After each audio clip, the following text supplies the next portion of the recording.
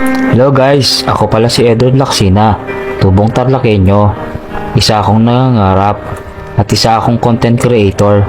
Nagsimula ako sa maliit na kagaya nyo. Nagsimula ako sa zero. Nagsimula ako sa mga nagsimula ako noong 2020, yung panahong pandemic. Kukwento ko sa inyo ang buhay ko bilang isang content creator. Alam nyo ba, isa din ako sa mga nangangarap at mapabilang sa mga sikat na mga vlogger someday. Alam nyo ba, 3 taon akong naghirap kung paano maging isang content creator at maging isang vlogger. Alam nyo ba guys, nagsimula ako sa YouTube. Sa YouTube kasi, doon kasi merong simple lang doon. Kailangan maka 1,000 followers ka doon. Followers, ibig sabihin sa followers, subscribers. Pero alam nyo ba guys, na-monetize ako doon, sumasahod ako, pero parang biglang bumagsak ako doon. Pero hindi pa rin ako sumusuko.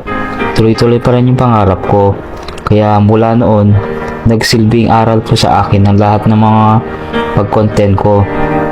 Ang ginawa ko po, nag-focus ako sa Facebook. Nagsimula ako kagaya nyo. Nag-friends to friends ako. Pero hindi maganda pala yung pag-friends to friends. Alam nyo po ba, ang friends to friends, hindi lahat ng mga friends mo na napuntahan mo, hindi manonood po lahat yun.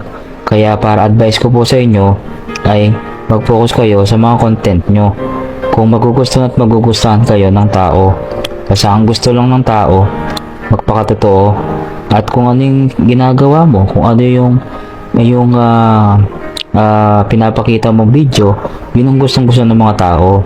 Kahit ano mangyari, susuportan ka pa rin ng mga tao. Kapag solid sila sa inyo, yun ang tinatawag nating organic followers. Yun ang sinasabi nilang very supportive. Kaya ako guys, nagsimula ako, walang nanonood sa mga videos ko dati, pero hindi pa rin ako sumuko. Alam nyo ba, mula nung nagkasahod ako sa una, pangalawa, pangatlo, pang-apat, ang sarap ng feeling kapag may mga nagagawa kang mabuti. At siyempre, lalo matutuwa po ako, maraming mga inspire sa akin, especially yung mga baguhan. Alam nyo ba guys, mula noon, nagsipag talaga akong gumawa ng content at natuto ako sa sarili kong paa. At siyempre guys, alam nyo po ba, lahat ng mga pangarap ko matutupad yan sa tamang panahon, tatakdang panahon. Kaya ako guys, nagsisikap talaga akong kumuha at makamtan po ang aking pangarap. Kaya isa po ako sa mga hinahangahan ng mga ibang content creator, pero never ko silang bibuguin. Gagawin ko po lahat ng aking makakaya para matupad ko ang aking pangarap. Alam niyo po ba, basta ito lang kung masasabi ko, sipag at syaga lang pong puhunan. At syempre, huwag kakalimutan si Lord. Thank you and God bless.